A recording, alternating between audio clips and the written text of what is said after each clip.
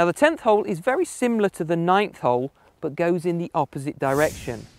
Now it's similar in the sense that the trouble, the bushes, the heather, the gorse is up the left side, with strategically placed bunkers up the right side of the hole.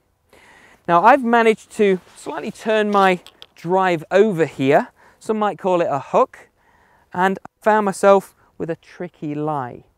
Now I'm about 107 yards from the green, so I've got an opportunity to maybe reach. But whenever you're in the heather, the first thing you've got to do is be realistic in how that ball's sitting. If you've got a dreadful lie, you've just got to knock it back onto the fairway sidewards and then go from there. Don't be too ambitious, or you'll still find that you're in the heather a little bit further down the fairway. So I'm going to take my 54-degree wedge, which is my gap wedge. I'm going to actually attempt to hit this shot. I'm going to open the club face a little bit more than normal, because what we find is that the club tends to turn over, and that's because the heather actually grabs the hosel of the club and closes it down. That sends the ball left of the green, again back into trouble. So by effectively opening that club face up a little bit, if it does turn over, it will turn back to square, and of course my ball will carry on nice and straight. Now the only other swing thought I'll give you is to hold on tight. This heather is pretty brutal stuff. You've got to hold on tight and again guard against that shot going left. So here I go. I'm just going to take my setup position. I'm 107 yards from that pin.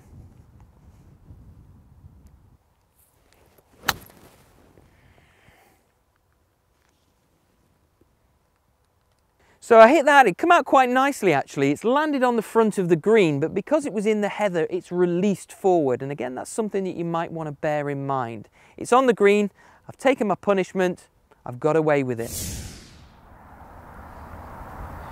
So the 10th green is quite unique in the sense that the green slopes from the front to the back. And that is very different to the greens that you'll play around the world.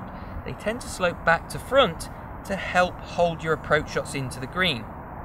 Now in this particular scenario, it really helped me because the shot from the heather into the green landed short and of course kicked on and got closer to the flag than it probably deserved.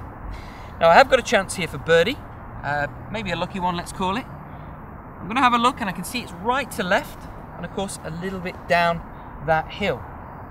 So I'm going to take my chances here, aim it out to the right.